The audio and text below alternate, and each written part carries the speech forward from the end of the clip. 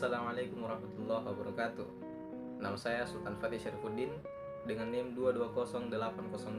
22080650042 dari kelas DKVB Prodi Desain Komunikasi Visual Fakultas Seni dan Desain Universitas Negeri Makassar.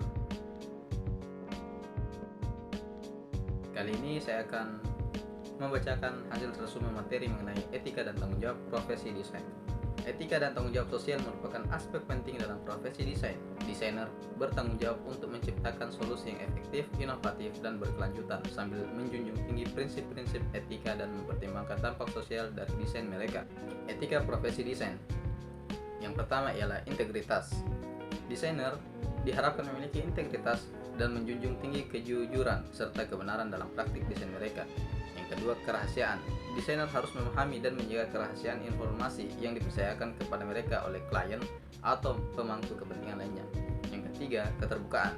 Desainer seharusnya transparan dalam komunikasi dengan klien dan pemangku kepentingan, menyampaikan informasi yang jujur mengenai kemampuan, batasan, dan dampak dari desain mereka. Yang keempat, konflik kepentingan. Desainer harus menghindari konflik kepentingan yang dapat mengorbankan integritas atau kualitas desain. Mereka harus mengungkapkan dan mengelola konflik kepentingan dengan jujur. Tanggung jawab sosial profesi desain. Yang pertama, keseimbangan antara kebutuhan dan dampak. Desainer memiliki tanggung jawab untuk menciptakan desain yang memenuhi kebutuhan pengguna sambil mempertimbangkan dan meminimalkan dampak negatif pada masyarakat, lingkungan, dan keberlanjutan. Yang kedua, keberagaman dan inklusi. Desainer harus mendorong keberagaman dan inklusi dalam desain mereka, memastikan bahwa produk atau sistem dapat diakses dan digunakan oleh berbagai kelompok pengguna dengan beragam latar belakang dan kemampuan. Yang ketiga, etika lingkungan. Desainer memiliki tanggung jawab untuk mengurangi dampak lingkungan dari desain mereka, seperti penggunaan sumber daya yang efisien, pemilihan material yang ramah lingkungan, dan siklus hidup produk yang berkelanjutan. Yang keempat, keselamatan dan keamanan. Desainer bertanggung jawab untuk menciptakan desain yang memprioritaskan keselamatan dan keamanan pengguna, menghindari risiko yang tidak perlu atau merugikan.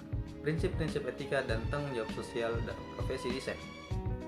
Yang pertama ialah kepatuhan hukum. Desainer harus mematuhi hukum dan peraturan yang berlaku terkait dengan desain, hak kekayaan intelektual, privasi, dan keamanan data.